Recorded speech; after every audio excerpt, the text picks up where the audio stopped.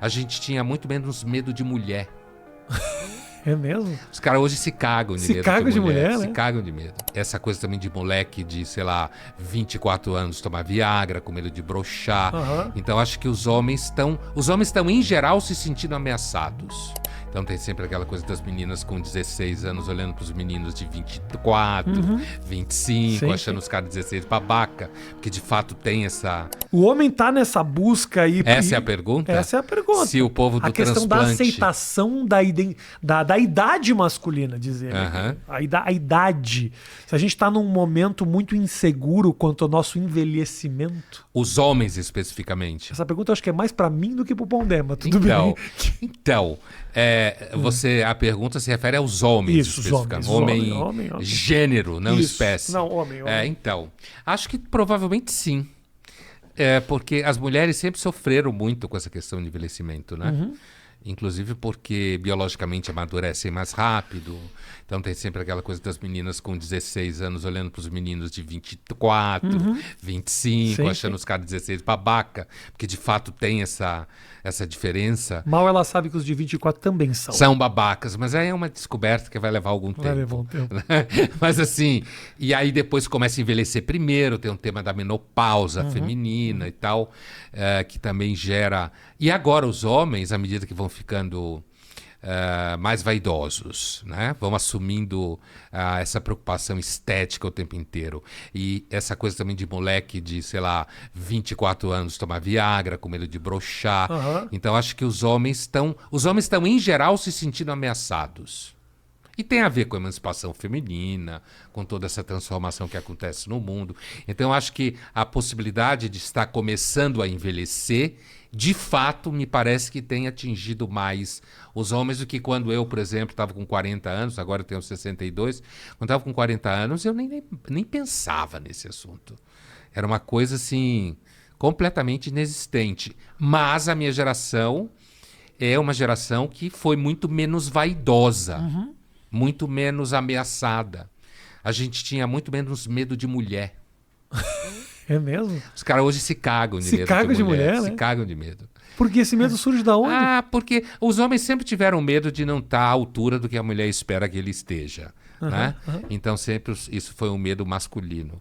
Mas eu acho que hoje com aquilo que você falava no começo, essa obsessão por sucesso, por bater meta, por viver de acordo com certas métricas, e aí as mulheres emancipadas, trabalhando, e muitas delas muito exigentes, né? Sim. Então, isso acaba fazendo com que os caras tenham medo de que tudo é machismo, tudo é sexismo, heterossexual, a ideia de que o homem heterossexual é meio burro, meio insensível. Então, acho que os moleques têm muito medo de mulher. Mas a questão da sensibilidade ela é muito louca, assim, porque também uma sensibilidade exagerada é anti-afrodisíaca também, né?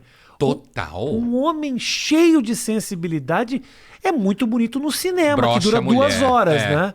Porque conviver com um homem que está o tempo inteiro emocionado por tudo e tudo é uma grande viagem romântica. Mas esse é o tipo da mentira de hoje, Rafinha. Eu lembro de um episódio daquela série Friends, nos anos 90, né? Que inclusive recentemente foi atacada porque não tinha nenhum afro-americano Teve no isso. elenco. Teve um ataque ao Friends, nenhum deles era trans, nenhum deles era gay, são todos brancos e héteros. Minha crítica não é sobre a questão da representatividade. É sobre o fato de que ninguém é amigo daquele jeito em Nova York. Morei em Nova York 2 anos, querida.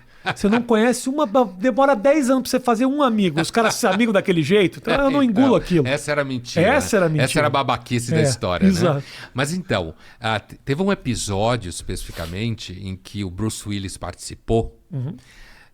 E ele era o Bruce Willis. Tá. Né? E ele estava namorando a Rachel. E aí tinha toda aquela discussão de que era Bruce Willis, muito... Sabe aquela coisa do personagem duro de matar, né? E que aquela discussão com os amigos, que ele precisa ser mais sensível e tal. E aí a Rachel convence ele a fazer terapia. Né? Ok. E aí ele vai fazendo terapia e tal. E a última cena do episódio, que é inesquecível, ao invés deles transarem, né? Ele tá deitado com a cabeça no colo dela, né? E chorando e falando da mãe, né?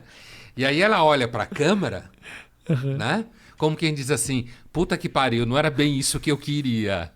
É exatamente o que você está falando. Quer dizer, é aquela coisa tipo, sensibilidade até a página 3. Tá?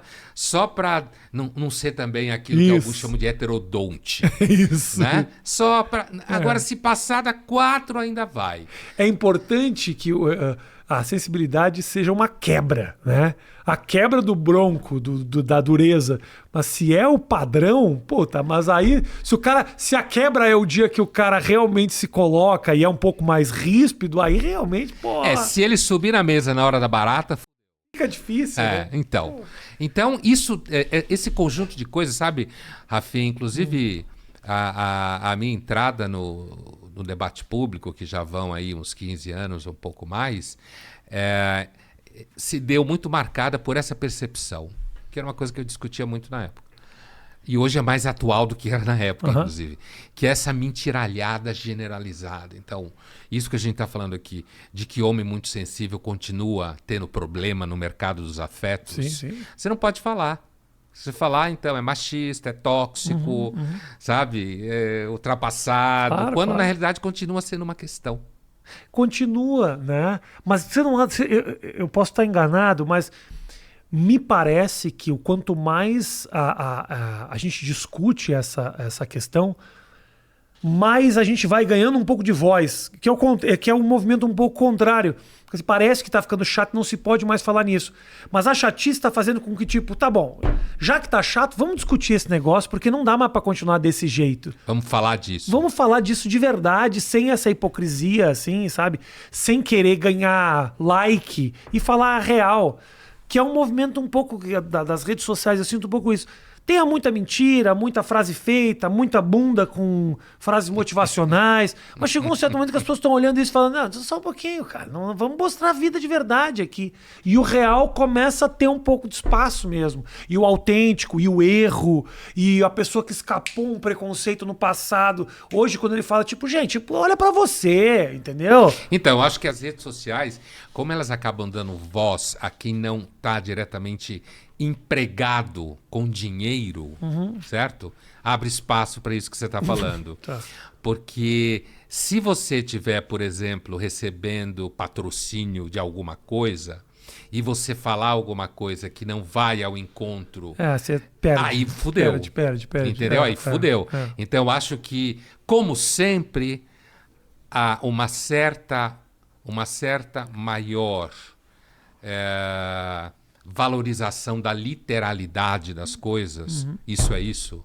Tipo assim, homem que for muito sensível se fode, dando um exemplo de literalidade, transita melhor num universo em que as pessoas estão falando isso livremente. Que elas não estão preocupadas se elas vão ganhar dinheiro com isso, o que é que fulano do jornal tal vai pensar, o que a empresa tal vai aceitar ou não, entendeu? Sim, quando você entra no métier profissional, aí ele é muito mentiroso. Eu entendo o que você está falando muito. Vou te falar que pessoalmente já passei por esse dilema em diversos momentos. Já perdi muita coisa. Poderia ter muito mais dinheiro, porque me coloco e corro risco falando as coisas que eu falo, mas sei o quanto a gente perde. Porque isso aconteceu. Então é engraçado, porque a gente tem essa visão maluca e mentirosa de que o influenciador ele é um ser livre, que não depende mais da emissora. Essa é mentira. E é uma grande mentira, porque a verdade é que quando a Colgate, que tá comprando os seus posts na internet, fica puta, você vai pedir desculpa pela piada equivocada que você fez, porque bate no bolso. E não é só no bolso, porque o cara tem um contratado, o cara tem uma produtora, o cara tem não sei o quê, até a família. Tem família. Entendeu? A pressão... E o bolso é o órgão mais sensível do homem, né? É difícil, né, cara? É foda, né? É foda. Não, e é frustrante porque esse é o ambiente onde você poderia ser mais livre. E você só consegue ser livre, eu cheguei a essa conclusão já há um tempo, quando o seu dinheiro vem do público. Quando ele paga pelo teu sustento. E eu te digo público como, por exemplo, palestrante que vai fazer uma faculdade, as pessoas pagam pelo ingresso para assistir, comediante. Então assim, o público quer comprar. O cara que vende camiseta com as frases absurdas que ele fala, porque aí ele tá em direta conexão com o público. Quando tem esse intermediário que é o McDonald's, a Coca-Cola, meu querido, você é o Thiago Leifert. Você vai ser. Depende desse intermediário. Você vai estar ali. É porque o público, você acaba, inclusive quando o público é mais diverso, se você não tiver só um segmento, então você pode, essa diversidade Claro. nesse sentido, pode dar você maior liberdade mesmo. Claro. E te faz chamar os exageros ou os absurdos, eles encontram um público. Tem um público que quer isso. E esse público não consegue encontrar esse discurso na mídia tradicional. Os exageros, a liberdade também, ela é criativa. Sim. Você cria coisas que, porra, que legal isso aqui que saiu do nada. O problema é que se você começar a fazer ligado à marca, você não consegue, você não tem liberdade para criar algo muito único. A marca normalmente quer patrocinar gente que não vá, que ela sabe exatamente o que vai falar, Exato. né? Porque inclusive eu percebo uma tendência que é muitas empresas e muitas marcas quererem você, mas querer dar o discurso que você vai falar.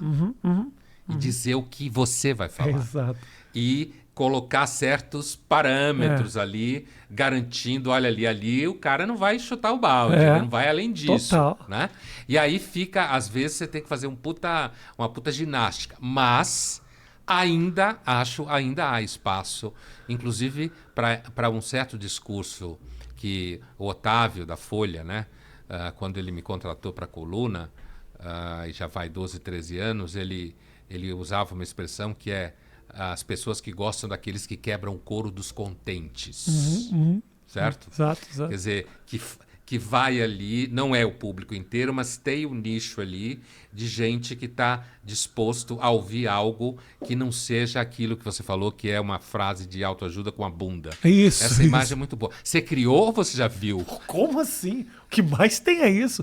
Ah, Mulheres é? maravilhosas, seminuas, dizendo a vida é mais do que uma tentativa, é o erro e o acerto. E você fala, querida, é só um pouquinho, então não tá cornando. Tira a frase da frente. Tira a frase, ou tira a bunda e eu vejo a frase, que eu também gosto. Eu gosto da frase. Separa uma coisa da outra. Eu gosto da frase, mas que realmente a imagem com a frase não tá batendo aqui. Eu acho estranho isso. Gosto das duas coisas. Tá confundindo as duas Nos cabeças. seus devidos lugares. Você, inclusive, poderia ter visto 2 postagens, entendeu? Que seria maravilhoso. Mas não.